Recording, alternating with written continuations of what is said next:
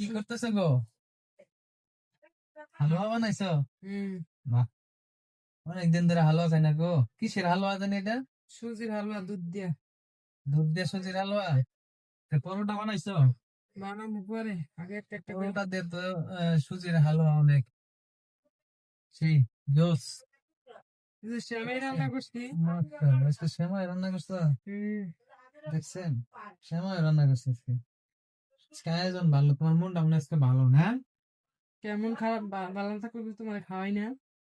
খাওয়া তো আজকে এই যে সুজির হালুয়া বানাইছো, আবার এই যে সেমাই রান্না করছো, আর কি রান্না করছো?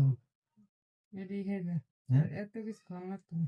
তো বন্ধুরা, যারা যারা সেমাই সেমাই খেতে পছন্দ করেন, আর যারা যারা সুজির হালুয়া খেতে পছন্দ করেন, আইসা পড়েন। ঠিক আপনাদের আছে, জন্য রেডি। আজকে আইলে পাইবেন, এরপরে করে পাইতেন না। ঠিক আছে।